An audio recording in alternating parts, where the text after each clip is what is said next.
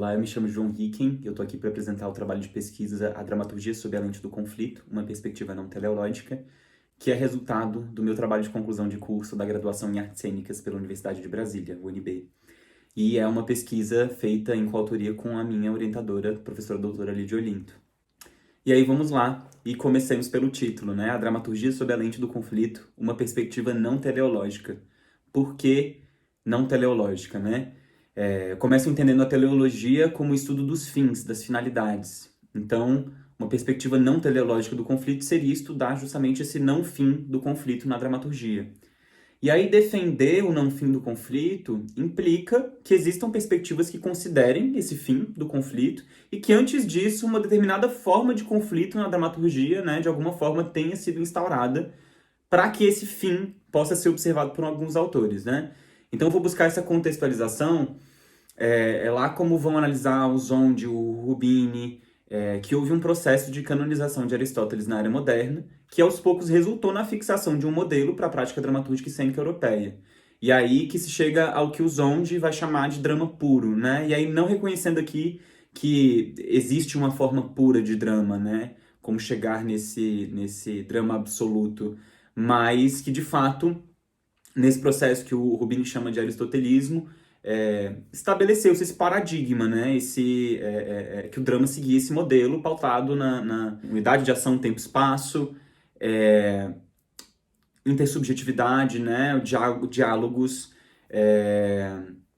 conflito intersubjetivo, e aí é uma das coisas que o Zondi vai falar como características principais desse drama puro, né? Justamente fala da questão da intersubjetividade e indicar que se manifesta no drama principalmente através de conflitos interpessoais, né? Então, entre figuras, entre personagens.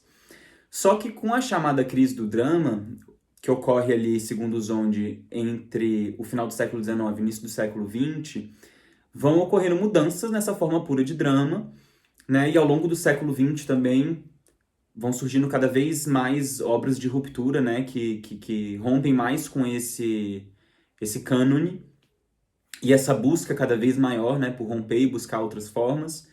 E aí isso implica em mudanças estruturais da escrita dramática e dos elementos que compõem, né, uma dramaturgia, incluindo o conflito. E aí, nesse contexto, enfim, vão sendo observadas diferentes emersões, desvios épicos e líricos. Desvio aí sendo um termo do Sarrazaki, mas que o Sanches também se aprofunda. O João Sanches, que também é uma das referências que vai destrinchar um pouco disso, assim, essas emersões épicas e líricas na dramaturgia moderna e contemporânea.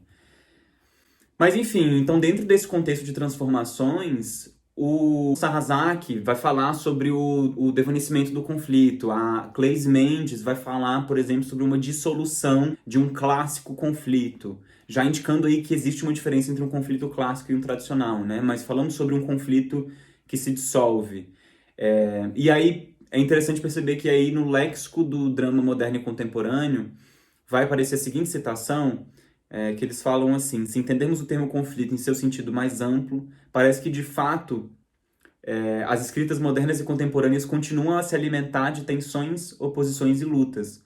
Ou seja, abre-se aí espaço para se pensar numa perspectiva mais ampla, mais aberta de conflito, né? E aí já relacionando espécies de tensões, oposições e lutas que podem ser interpretadas como conflitos, né? Se a gente considera esse sentido mais amplo.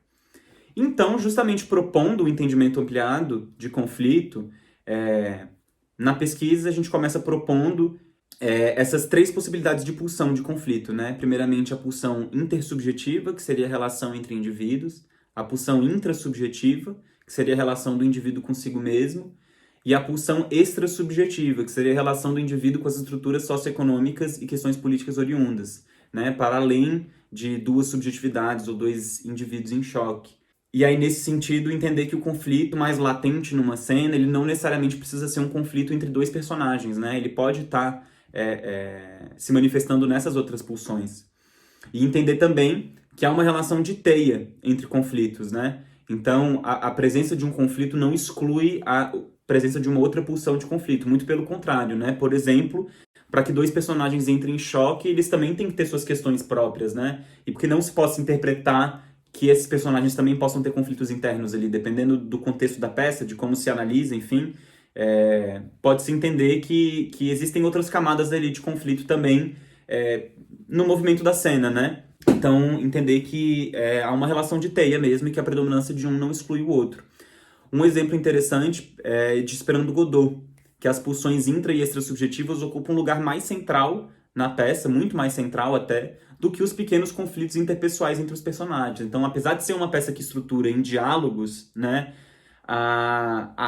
as tensões da peça, né, os conflitos da peça, as coisas que estão ali também prendendo o espectador, prendendo a atenção, não estão só necessariamente presas naquilo que há na camada superficial do diálogo, né? Existe um subtexto que puxa para outras camadas de conflito que são muito mais latentes.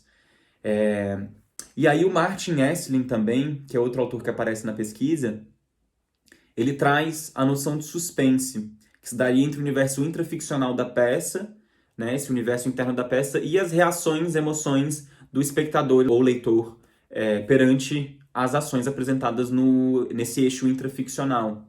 Então, por exemplo, a expectativa do espectador versus o não saber o que vai acontecer, aí já pensando na estrutura das cenas, né, na ordem das cenas, por exemplo, podem caracterizar nessa perspectiva do suspense que está partindo de um ponto de vista que já considera o público ali, né, o espectador ali, caracteriza um eixo macrocósmico ou uma forma, pelo menos, de entender esse eixo extraficcional, né, ou esses conflitos que estão relacionados com esse eixo extraficcional, né, entre palco e teatron, como o Stefan Baumgartel vai usar essa expressão.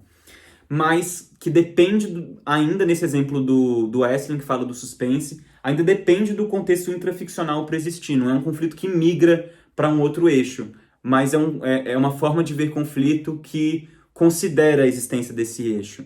E aí, ampliando, então, esse lugar da teia de conflitos, entende-se que a partir do momento em que há público, há um entrelaço unindo as camadas intraficcionais e extraficcionais de conflito. Ou seja, os fatores intraficcionais constantes da obra, já contendo conflito, entram em relação com a reação do público, gerando novos possíveis conflitos observáveis em eixo extraficcional. Então, entender que esses dois eixos estão em relação. E por que não, né, existir conflito nesse eixo extraficcional também em outras pulsões, né, seja intersubjetiva, extrasubjetiva, intrasubjetiva. E aí é interessante uma reflexão que o Stefan Baumgartel vai trazer em alguns artigos dele, quando ele vai falar sobre práticas performativas, teatrais, ou pós-dramáticas, pós-modernas, dependendo de qual autor você for falar, se for a Ferral, o Lema, o Pavis, mas vai falar sobre ser possível observar em práticas performativas, para usar o termo da Ferral, em que o conflito sai do eixo intraficcional e ele se dá justamente, né, o eixo principal de conflito se dá nessa relação entre palco e teatron. Então, interessante pensar nesse exemplo do Stefan Baumgartel, que também traz essa possibilidade do conflito não só variar a dominância de conflito em pulsão intersubjetiva, extrasubjetiva ou intrasubjetiva, mas também em eixo, né, do universo intraficcional para o extraficcional. E aí, para trazer algumas considerações finais, lembrar que o conflito pode ser, e talvez sempre seja, atravessado por diferentes pulsões e eixos simultaneamente, mesmo que uma ou mais pulsão ou eixo esteja mais evidente, né?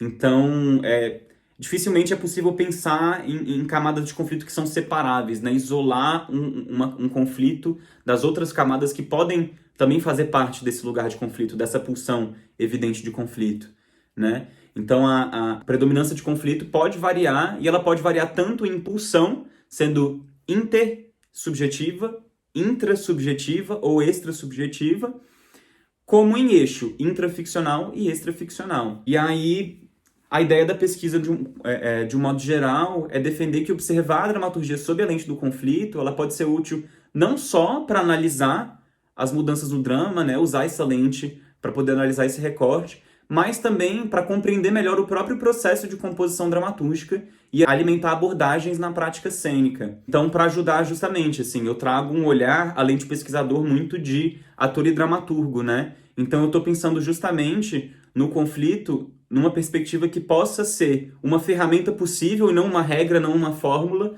mas uma ferramenta possível para analisar uma cena e buscar caminhos ali enquanto ator ou enquanto diretor, ou mesmo de pensar em construir uma cena, que caminho seguir, ou como buscar recursos teóricos ou ideias para movimentar essa cena, né? Então pensar nessa lógica do conflito e pensar no conflito como uma ferramenta e não necessariamente como uma regra é justamente uma das coisas que observar a dramaturgia sob a lente do conflito e buscar essa lente mais ampliada permitem fazer.